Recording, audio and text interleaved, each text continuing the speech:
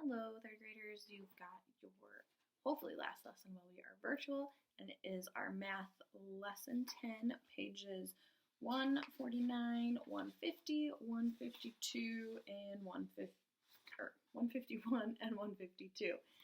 So we are going to introduce the order of operations today. So looking on page 149, it talks about they give you an expression, 10 minus 3 times 2. So it has subtraction and multiplication in it.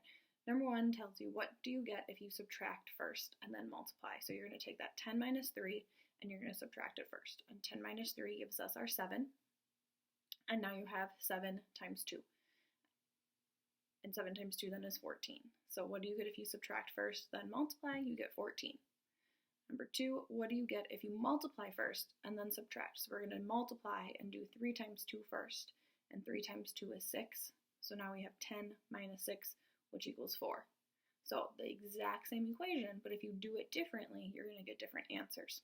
So our next blue box right below that talks about the order of operations. So to make sure that people get the same answer when we do problems like that, we have a thing called the order of operations. So, and in the order of operations, multiplication and division are done first, and then addition and subtraction is done after. So the answer that we did in question 2 would be the correct answer.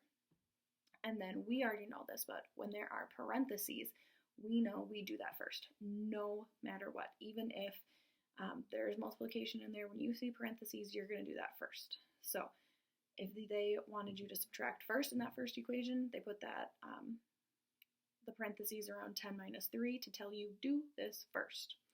Okay, so now you have 3, 4, 5, and 6 where you have to find the answer. Okay, so remember those order of operations. So in number 3, 5 plus 4 times 2, you're going to multiply first. So 4 times 2, whatever that answer is, plus 5. Then 7 and 8, you have a statement, and you have to rewrite it using symbols and numbers instead of the words. So add 4 and 3 and multiply the total by 8. So we're going to put 4 plus 3, because we know what it means when it says add 4 and 3. We're going to put those in parentheses, because we have to do that first before we multiply the total by 8. Okay, so our next page, 150, we've got Puzzled Penguin. So briefly, you can write an answer on if Puzzled Penguin is correct or not. By now we should know if Puzzled Penguin is correct. And then 10 through 17 is more practice with the order of operations. So remember, you see parentheses, do the parentheses first. If there are no parentheses, then you multiply or divide first. Okay? Then we move into 51 and 52. And 51 and 52, we are looking at 3-step problems. So we have to write the first step question in these problems and the answers before we can find out what the other, what the main answer is that they want us to look at. So in number 18, we have a roller coaster has 7 cars. Each car has 4 seats. If there were 3 empty seats, how many people were on the roller coaster? So we can't just start going at this because we have 3 different numbers. We have 2 steps that we need to do. So the first step that we need to answer, or the first question, is how many seats are on this roller coaster? So how many seats total? Okay, so on that first line, you're going to write how many seats on the roller coaster. So just the how many seats on the roller coaster.